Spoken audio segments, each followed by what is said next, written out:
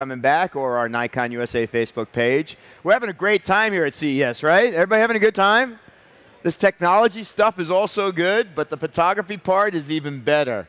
And I'm about to introduce somebody who I've known for a very, very long time. He's become a really good friend, not just colleague and photographer friend. And we do a lot of annual trips together. We were just talking about the next one we have coming up. Keith is a National Geographic still photographer, but he's also a filmmaker. And he does things on a daily basis that not many of us will ever do in our lifetime. His pictures are epic. I'd like to introduce him to the stage, Nikon ambassador, Mr. Keith Ladzinski. Thank you, Mike. I should travel around with Mike just to introduce me to people. You know, he's so good at it. Thank you all for coming out today, and thanks for everybody who's tuning in back at your computers. Today I'm going to be talking about what I've called the modern photographer, which is really more about the modern photographer workflow. And what I mean by that is, over the years in my career, I've sort of, experienced my first camera was a Nikon N90S, a film camera, transitioning into digital. I got a Nikon D2X, and then life really kind of changed when the D90 came out. And all of a sudden, you could do video and integrate, storytelling in a different way into your DSLR camera. And now here we are today in the world of mirrorless. Which is clearly like the future, the prelude to the future. Oh, it's supposed to have, I forgot to hit play for the little video down there, but it doesn't matter. And so today we're living in a world where true multimedia is achievable through your camera. This is not a new concept. This has been happening now since about 2010. The one thing, though, is when you're shooting in a job that's photography as well as video, it's really easy to get conflicted. I find myself conflicted all the time, but I've figured out a way to sort of manage that workflow. Because it's so easy to get torn when you're shooting still photos. When you're doing both on a job, whenever I'm shooting stills, I'm seeing motion moments I wish I was rolling on, and adversely, if I'm filming, I'm seeing still moments I was shooting on. So what I've figured out over the years is you have to prioritize each one. Just a little bit of background on me, just a few slides. Most of my work revolves around the outdoors, from rock climbing expeditions with different athletes and going to different places with wild people that highlining and base jumping and basically outdoor adventure sports. I also spend a lot of my time photographing natural history work, wildlife, and it's work that gets me to get to experience some pretty cool locations. It's a job I'm very grateful for. I work a lot in the advertising space as well. And the one theme that all three of these different things have in common is I'm often commissioned to produce photos as well as video. And this has been kind of a theme over the last 6 years. Some of the work I've also been doing over the last 3 years is a lot of climate change work. And that's kind of where I'm going to begin with this whole idea of the modern photographer. So back in 2016, National Geographic reached out and they wanted me to do some coverage on national parks. And it was how national parks were being affected by climate change. And the story was simply print. There was not a video component into it. But now, having worked in photography and video for so many years up to this point, I have a tendency just to simply roll video. So this is Olympic National Park. Going around to the different places and working with biologists and learning about the issues the parks were facing was really quite enlightening. So in Olympic National Park, we kind of focused on microecosystems. The starfish, there was a problem with starfish. I went to Cape Hatteras, Sequoia National Park, Joshua Tree, wildfires in Glacier National Park. And as I was touring around and learning all this new information from biologists, it was very eye-opening. Well, one of the last stops I did was in the Florida Everglades. Now remember, I was down there with the intent to simply just shoot photos. And what I wanted to get was a photograph of an alligator underwater. Because what's happening with these alligators is, as the salinity levels of the Everglades are changing, alligators are going to be slowly pushed a little further out of their normal habitat. And if it continues to be really bad, they would eventually be pushed out of the park. So we got hooked up with this guy who actually is a biologist down there, and he dives with alligators. He goes into the Everglades and swims in there, takes pictures, does his research on location with the alligators, and we got connected with them through a friend. And he said, hey, if you guys want, we can go swim we can go, photograph these things underwater. I was thinking pole cam, like stick a camera in the water, shoot some pictures, see if they're any good. And this guy's like, no, we can go in. So of course, to be a photographer, you have to go where the photographs are. But before we went in, my assistant and good friend, Andy, that was working with me, since you're working with DSLRs, we're like, roll video. This is behind the scenes worthy. And so this is a little bit of an experience as to what we went through. The sound in the morning in Everglades National Park is almost deafening. It's a buzzing cacophony. This place is alive. This large wetland is actually a slow-moving river. It's over 100 miles long and 60 miles wide. The majority of the interior of the park is freshwater, with plants and animals that require and depend on it. These are the areas that are feeling the effects more so than the coastal fringe. The park protects about 20% of the original Everglades. There's life in nearly every direction, ranging from the thriving to the highly endangered. It's a remarkable ecosystem. I'm down here photographing the effects climate change is having on the park. But the best part of my job is that I get to go where the photos are. And today we're swimming into the swamps to photograph fish, turtles, alligator, and pretty much anything else we see.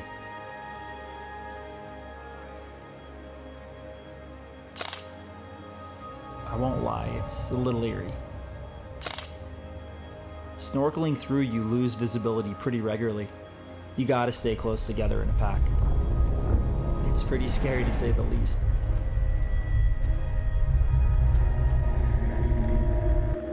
You never know what you'll be face to face with once the sediment settles. This place is crawling with alligators, but that's why we're here. Alligators aren't endangered, but their freshwater sanctuary in the Everglades is at stake. Unlike crocodiles, alligators can't live in saltwater or brackish water.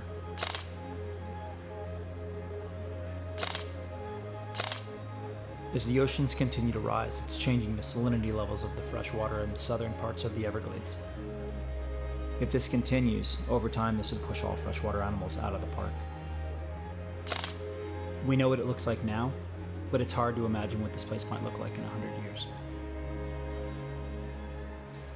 So something to note about this video, this was completely run and gun. We were prioritizing taking photographs, but every now and then after we felt like we'd bagged a shot or something kind of interesting was happening, like swimming through and you can't see or anything, we just knew, roll video, and by the end of it, after one day of swimming in the Everglades, we looked at the combined footage we had, and there was enough to actually tell a different story, to actually take the person, the viewers on location. And National Geographic has something called Proof, and that was perfect for Proof. It's behind the scenes, what you're doing, but it was an ability to actually extend the story and take it one step further, and which was a real advantage. So moving forward, last November, Nikon reached out and they said, hey, we'd like you to take one of the Z6 cameras out and we want you to come up with a shoot idea and just run it through its paces. And so I decided to go out and do a road trip. And the idea was to go to places that I kind of cut my teeth in photography early on, going on rock climbing trips with my buddies. So I reached out to a handful of my friends, and I let the athletes kind of run the agenda, like where do you want to go climbing? What are places that maybe you haven't climbed in years, or maybe places you'd like to go? And also in the mix, I wanted to focus on shooting wildlife and different things like that. So the theme of the trip was, of course, my deliverable was more photo heavy than video. So my workflow is bag the photo first. If the photo's a priority, nail the photo first, get the video second once you feel like you've gotten the shot. And it's the same thing if it's flipped. If let's say 70% of the job is video, I will prioritize video, and then once I feel like I've canned enough of a sequence, then I'll switch over to photography mode. And so as we were traveling around to these different places, it was really a nostalgic trip for me because I was linking up with old friends that I've known for like the last 10 years. And again, I let them iron out the agenda. Where do you want to go? And we ended up going to all of these classic climbing areas that I just had been to many, many years ago. And it was a really fun time. And the Z6 was a fantastic camera for this because going up and shooting rock climbing, you typically want to go as light as you can because you're responsible for taking, you get fixed lines and you have to go up the lines and you have to drag up all the equipment you need, be it speed lights or whatever lenses you want in your bag. Well, the Z cameras have cut my weight down substantially. And so places like this is an area in southwest Utah. It's called Cathedral. This is the place where I published my very first rock climbing story. So this was our first stop, was going back to this place. And while we were there was pictures there that I had shot years ago, but I wanted to do different things. So we drug out some speed lights. We had SB5000s, and we had multiple lines set up. So I had an assistant. She would go up on one side and hold the lights. And what's great about the Z camera is everything links up so easily. I just take my little commander unit, put it into the side of the camera. I see that I'm linked, and right away we got to work. So we spent a lot of time strobing a lot of the climbing and doing things that situations that you normally wouldn't bring strobes into because it's difficult to do. It was great with the Z camera because our weight was so much different. We toured all around Utah into the desert, and it was such a whatever the day brings kind of a schedule, and it was so much fun. This is an area in Colorado. It's a really, really unusual thing. This photo here on the left, this is actually natural light. This is sunlight about 30 minutes before it peaked behind a mountain, so you get this really beautiful swath. And as soon as the light went away, I switched over to the speed light methodology. And over here, what's so trippy about this weird reflection here is there's a dam. And I'm going to show a video in a minute. There's a river that's been dammed, and the kind of falls off right here. And then about 70 feet away, you have this cliff line. So when you line the two up, it almost looks like a bad Photoshop job, which is kind of cool because it's sort of this trippy perspective where when people look at it, it just doesn't feel normal. And so bringing in my own light helped me to capture the reflection. Whereas with the actual natural sun, the reflection just didn't work as well. But it was a photograph I'd been wanting to shoot for some time, so it was great to go back to this location. And here you can see the more of the dam effect. You can see the water line here on the rocks, and then as it drops off, and then again in the video in a bit, you'll actually get to see it a little clearer.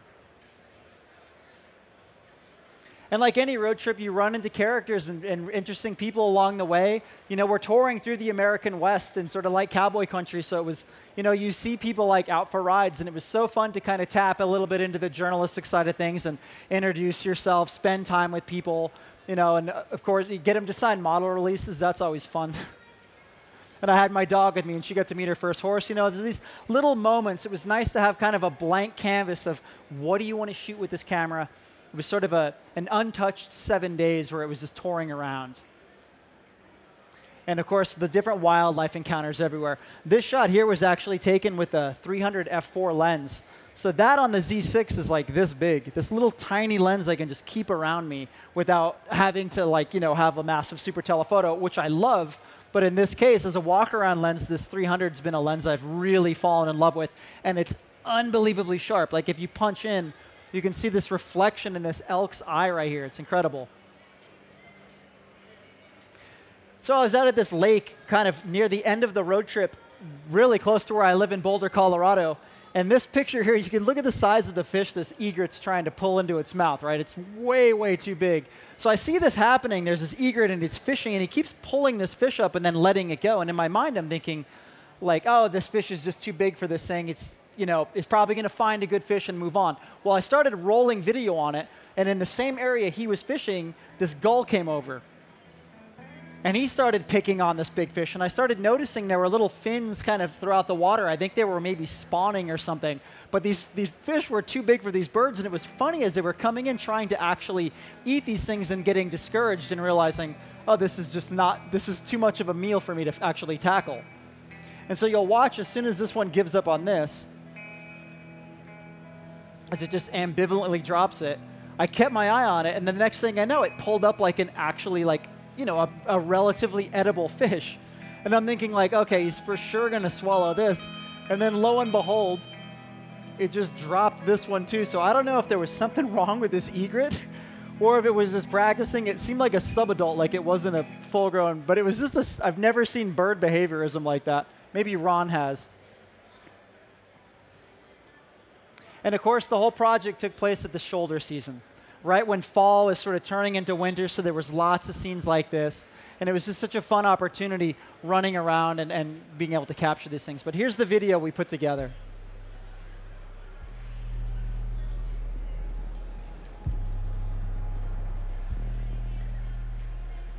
There's supposed to be volume. Hey, can you guys turn the volume up on the video a little bit? When I first picked up a camera, it was solely about taking photos. So much has changed since then.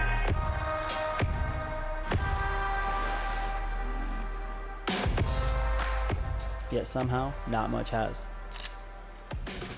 I'm still heavily drawn to the road. In hot pursuit of the next adventure with my close friends. It's that loose whatever the day brings type of an agenda, the kind I can't get enough of. All that action is polarized by solitary moments, chasing wildlife, documenting the subtleties and beauties of nature. Let me go try that.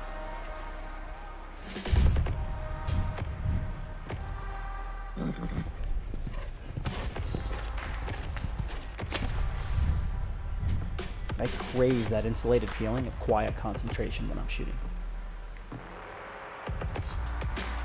My camera has changed immensely since the day I picked one up. Today it's a tool of true multimedia, a fraction of the size from what it once was, and way more powerful. My workflow has me constantly bouncing between photo and video, tormenting myself with the question, do I snap a photo or film this? I should actually take a picture of that too. Oh, that's sweet. It's a welcoming dilemma, and the truth is, it's helped me to evolve creatively. Weight matters, speed matters, and durability is mandatory when you're working in harsh and uncomfortable conditions. Oh yeah, this looks really great.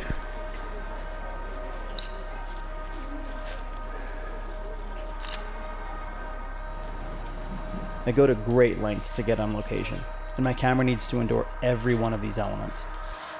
That's where the Z6 steps in. The last thing I can afford to do is miss a moment. I have a soft spot for nostalgia. It's ultimately what drew me to the camera in the first place. To take those fleeting moments with me along the ride.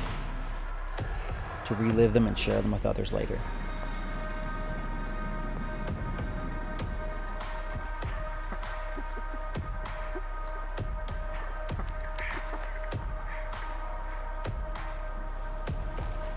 It's my greatest driving force.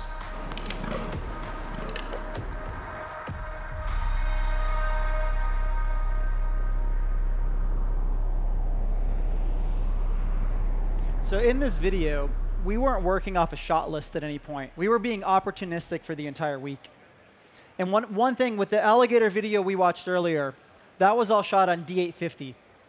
You know, and the difference between the D850 and the Z, to me, the biggest difference is the viewfinder. When you're working with the D850, as soon as I switch to video mode, you know, I have to disengage and kind of move away, and that's fine. It's functional. I'm used to that. But one of the beautiful things about the Z series, your eye never has to leave the lens. So if I'm focusing in a moment and there's great action and I feel like I canned the shot, I just have to flip over into video mode with my thumb. It's so ergonomic, and then I'm just right into filming. It also remembers my settings, so if I'm shooting a still photo and it's 4,000th of a second and I'm wide open on f4, as soon as I switch over into video mode, it kind of remembers where I just was. It keeps my frame rate. If I'm filming at 120 frames per second, I'm at 250th of a second. My settings are where I need them to be, so I'm not having to make changes and then get back into the moment. It keeps me fast and I don't have to miss anything, and that's one of my favorite things about the camera. So the next project I worked on right after the Z6 project is I went to South Africa. And this is the kit that I brought. Generally speaking, when I travel, I have a tendency to bring a lot of stuff. It's all based on the scope of the project, but for this, it was just a photo deliverable only. So this is my setup right here, minus a 16-35, which isn't pictured in the frame, and 2 SB5000s. And this all fit in one little bag. And I took it down to Africa, and it was, for me, it was kind of an exercise. Right here, I have a 300 f4, super tiny. I love that lens. I got the 600 f4, so I've kind of got like, you know, a 50%, 100% situation, and then the 24-70 for more broad coverage, and of course the 16-35 for any landscape or wide-angle work.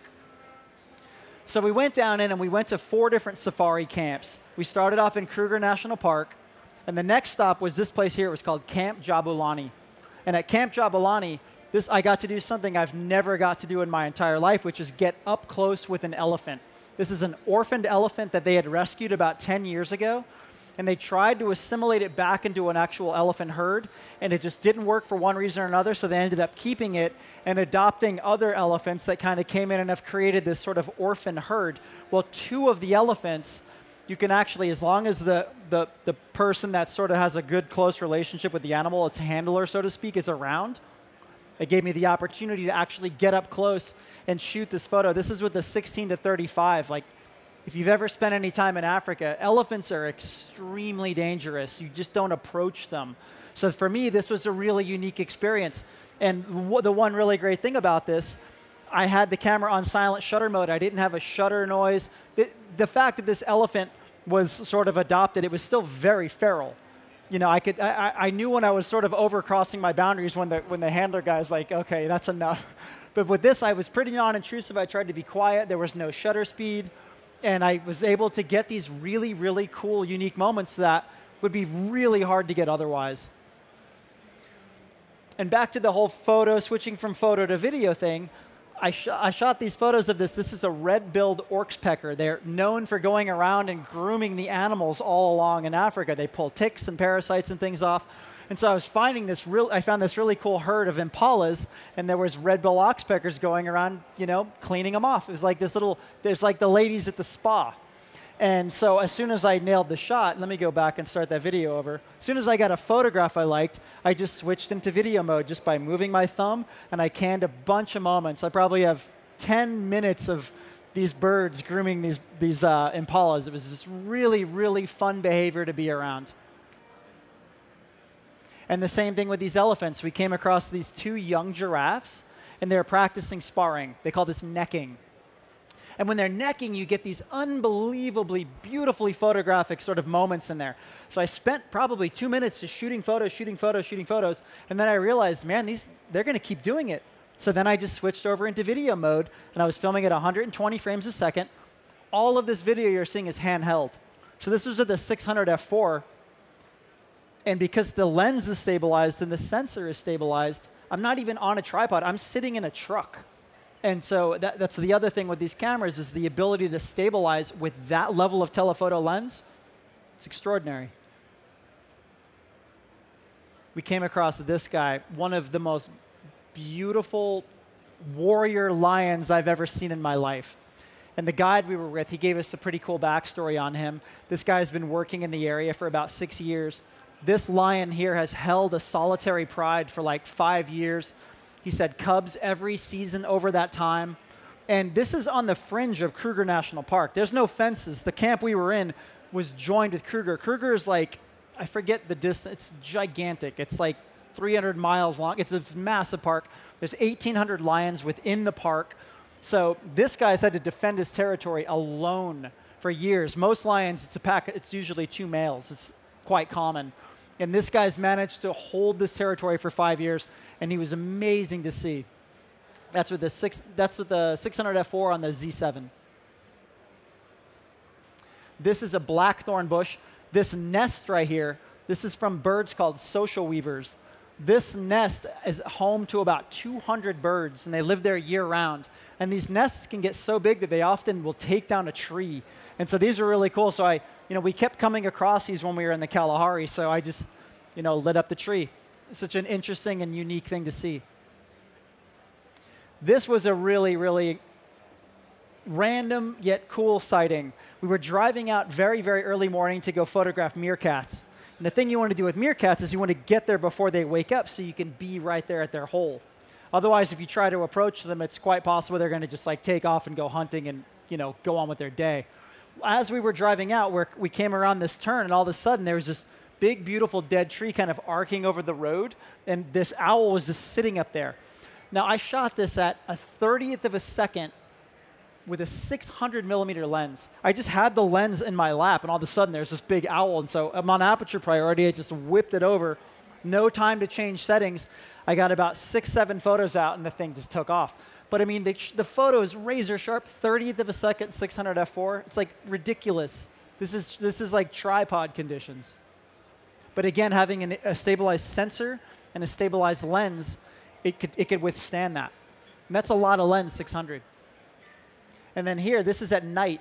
So this looks like maybe a nice swath of sunset light or sunrise light. This is actually at night from a sodium vapor light from the safari truck with this beautiful leopard that we came across. 800th of a second, 300 millimeter f4, 8,000 ISO. That's the thing here that is important. unbelievable that this is completely noise-free at 8,000 ISO, and this is on the Z6. Incredible camera for low light and night photography.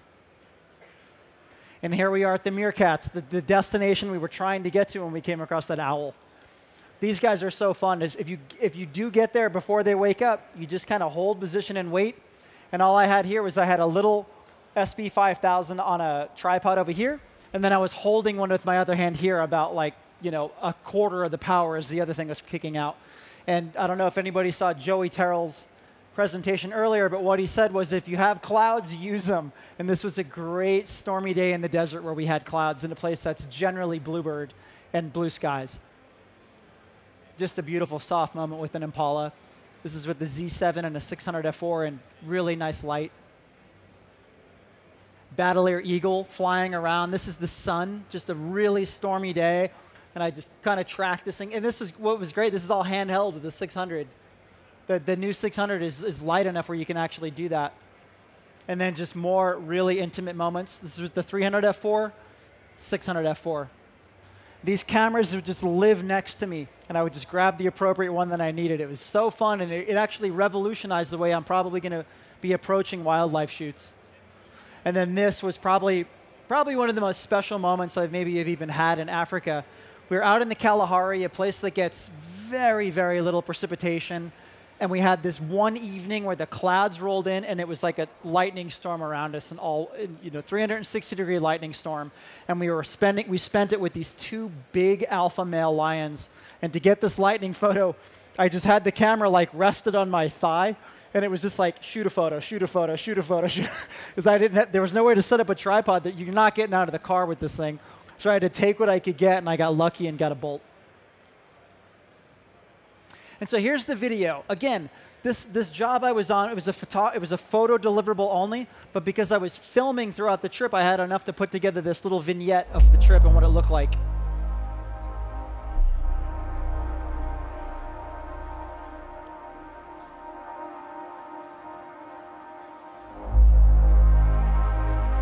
Now keep in mind, there isn't a single shot in here that was done on a tripod. This was all handheld, run and gun, opportunistically speaking.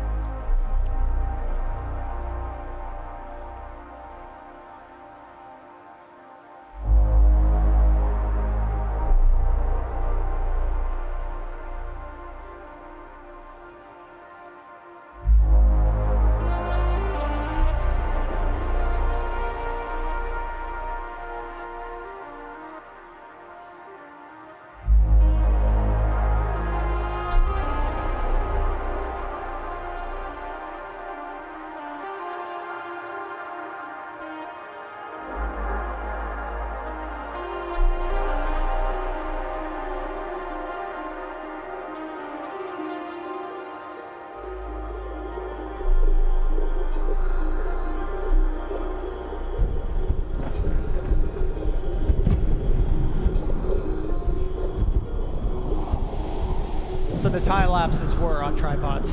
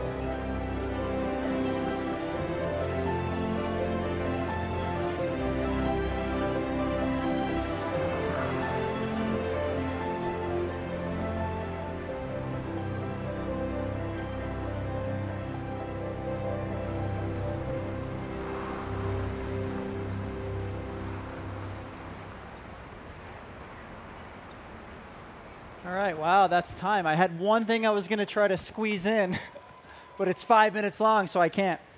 But I'm going to be talking with Mike Corrado tomorrow, and we might show it then. But just to sum it up, be opportunistic with your camera. Being able to just switch over, and I mean, you have to learn how to edit a little bit, but that's not that hard. I love being able to tell 2 types of stories when I'm on a job now. And that really is the modern photography workflow now, is being able to switch between 2 different mediums because you get to tell a broader story. Thanks for coming out, everybody.